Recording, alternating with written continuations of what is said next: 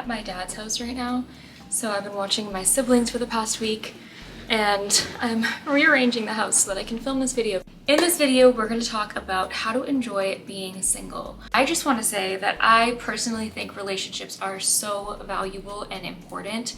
I think that you discover so much about yourself and about other people and about dynamics between people, about parts of yourself that you need to work on and grow, and the beautiful parts of yourself and aspects of yourself that you haven't been able to explore prior. So I just want to say that I do see a lot of value in relationships. That being said, I also, now that I've been in a single phase, see so much value in being single. I kind of want to talk about some of the tips and kind of like bullet points that I'm going to give you guys on how to actually enjoy being single. Prior to this, I was in a almost 4-year relationship, and I've been in relationships back to back before that as well. And I kind of had this fear of not really being in a relationship, and I didn't really realize it. It was definitely like a subconscious fear, feeling like I wouldn't have anyone to talk to, or I would have no one to go to, or I would be alone, or I would be, bored by myself. So many feelings like that. And so I always felt the need to fill my time with someone else. I did have like this subconscious fear of being single, and it wasn't until I actually broke up with my ex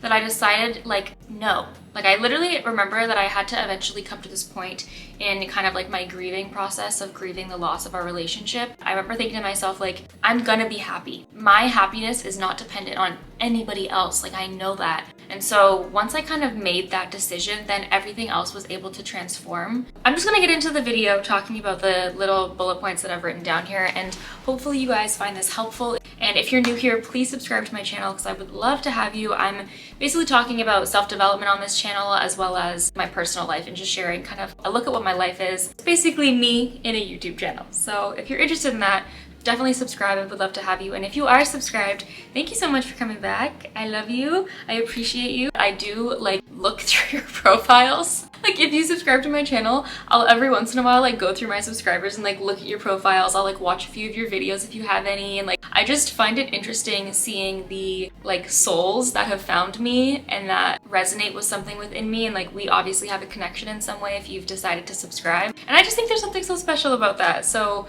if you have subscribed, thank you so much. I appreciate you being here and I adore you. The first tip that I want to say is to take advantage of this time while you have it.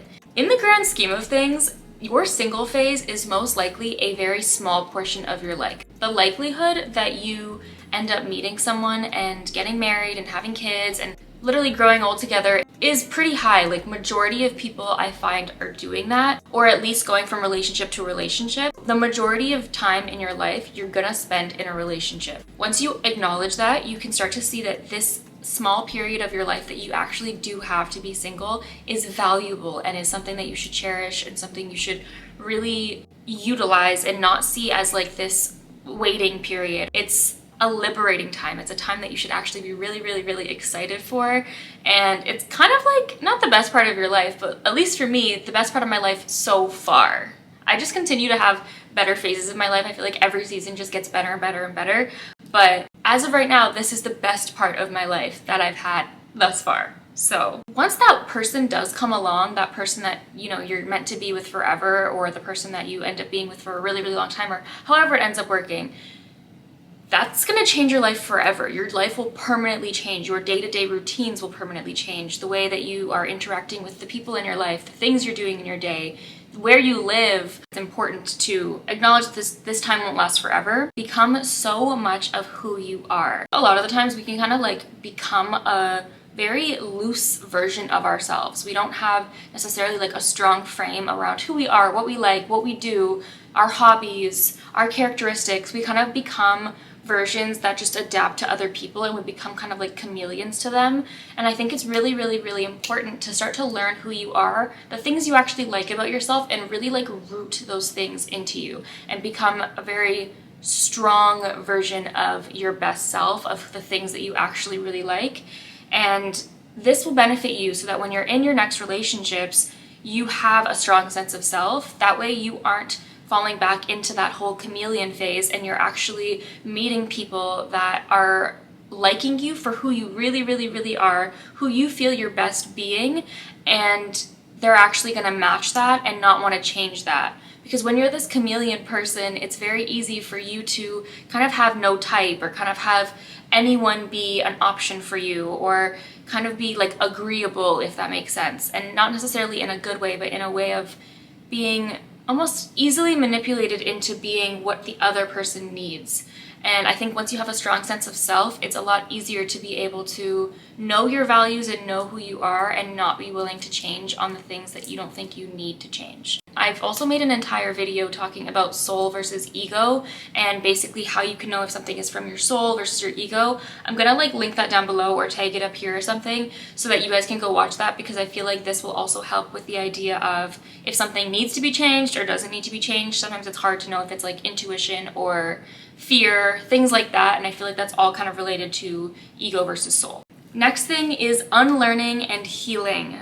This is like my favorite phase. I love this stuff. Well, okay, maybe not my favorite, but it's like really up there. This causes you to raise your standards as well. When you go into like a healing journey and you've done so much work on yourself, you naturally start to only accept people who have done the same, or people who are of like a high caliber, like someone who has good morals and who is a good person and who you can agree with based off of that sense of self that you've created. Now you kind of just develop a lot higher of a self-worth, and when you have higher self-worth, your standards just naturally raise. As well as you'll be attracting higher vibrational people and circumstances and situations into your life because you've now become a higher vibrational person.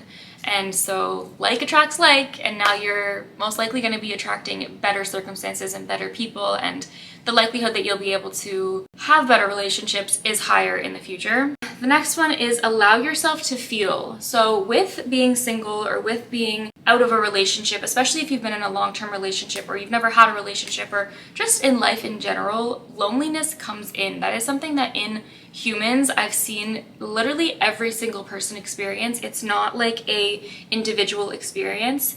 And so I just want to say, instead of shaming yourself for feeling lonely, or shaming yourself for feeling sad, or shaming yourself for missing someone, or for wanting something, allow yourself to feel those things and acknowledge that you're human. You were built to feel that way. You were built to want community, to want to be loved, to want to be with people, and all of your feelings are valid. And once you allow yourself to feel your emotions and you're not denying them, they flow through you so much easier. They feel way less heavy and dense. They're a lot more lighter, and they just feel more comfortable, and you're able to like comfort yourself in a way that you're not able to when you're shaming. I remember I saw this post that was like, you can't hate your body into being a body you love. And that was talking about self-image, but that applies to everything. Whether it's a person outside of you, you can't hate someone into being someone you love. You can't also hate your mind into being a mind that you thrive in and feel comfortable in. So use love as a way to be able to change, and love as a way to be able to improve. And you'll find that it's a lot more effective than just shitting on yourself, because it's not doing anything realistically. You're just digging a deeper hole. So try and be better about being gentle with yourself and loving yourself and allowing yourself to feel your emotions, because they're valid and they're normal, and you're not weird for feeling that way. And just because you have one night of feeling lonely doesn't mean that you are lonely in your life. Feelings come in phases and they pass through you just like waves or like clouds, and so let them. Finding the things that you like. So for me, prior to my relationship ending, other than YouTube, I didn't really know what I liked. Like, I knew that I liked to post YouTube videos, and I knew that I liked my dog, but I didn't really have any hobbies. And I discovered so many passions and things that I love, and I want to list a few of them because I feel like maybe they'll help you to be able to try them or just give some inspiration. So some of the passions that I have discovered or deepened are fashion, style, content creation, yoga, my connection to nature, being in nature, journaling in a healthy way, I'll talk about that in a second, meditation, my relationship with God, and so many other things. So I will say, with the journaling in a healthy way, going back, I used to always journal in like a complaining way. Like, I would just kind of dump out everything that I'm feeling and then leave it at that. And while that is useful to kind of like do mind dumps and get everything out, I do think it's also important to help yourself feel better, because that's like going to someone and you complaining to them and them just being like, yeah, it's bad. Yeah, that's really bad. It's pretty shitty. Like, that sucks. And then like leaving. It doesn't leave you feeling relieved. It may leave you feeling understood or seen, or like that's not your burden to carry alone, but it doesn't have like a solution or a way of just kind of like tying a bow on it and being like, okay, now like I can leave it where it is and move on with my day or whatever. So what I've found is if I feel the need to vent or like get something out, I'll write down like how I'm feeling, and then I'll write how do I want to feel, and I'll write down all of the emotions that I want to feel, and then I'll write down a few things that I can do to help cultivate those feelings. Let's say I'm feeling really angry at someone or something, and I want to feel release. Some things that I could do for that are go for a walk, or go to the gym, or scream into my pillow. Like, there's so many different ways that you can do that. And so I just wanted to say that in case you were curious what I meant when I read the journaling in a healthy way thing, because I don't know if the way that I was journaling before was necessarily healthy. I think it might have just been ruminating, which is something that I've struggled with a lot. And I think changing my way of journaling has definitely helped my mindset when it comes to ruminating, because now it's like more in a, okay, let's solve this, or okay, like let's find peace with this, and not necessarily need to keep like playing over and over again how shitty the circumstance is or whatever. Once you've done all of these things, you will have a very strong frame around who you are, and you will genuinely enjoy being with yourself. You'll enjoy your alone time. And I think that's where everyone needs to get in their single phase, or even in any phase. Like, even if you're in a relationship, if you're able to enjoy being with yourself, that changes everything, because one, you appreciate being with other people more when you are with them, because it's not out of this like need to just be around people all the time, or this need to be filled up by them, or this need to be seen. It's more out of just okay, like let's see you, like let's combine this relationship. It's hard to explain, but you can just appreciate them for who they are, and it's not in this way of like needing to just not be alone. You also become a much better version of yourself, and when you do this, you naturally become happier because your confidence goes up and you are making better decisions for yourself. You're doing things in your day that make you feel good. You're seeing people that make you feel good. You're basically just constantly like this positive magnet for love and joy and positivity. On top of that, when you one day do get to meet your future partner, they get to enjoy you at this better version. They get to enjoy you being this version of yourself that knows what they like, and that has a strong sense of self, and that, you know, has strong values and does things alone and enjoys being with themselves and knows themselves deeply and isn't looking at them as someone to just fill their loneliness with. And you're actually with them because they add value to your life, and you actually admire them as a person. Like, the relationship itself is actually good. So yeah, those are some of my tips on how to actually enjoy being single.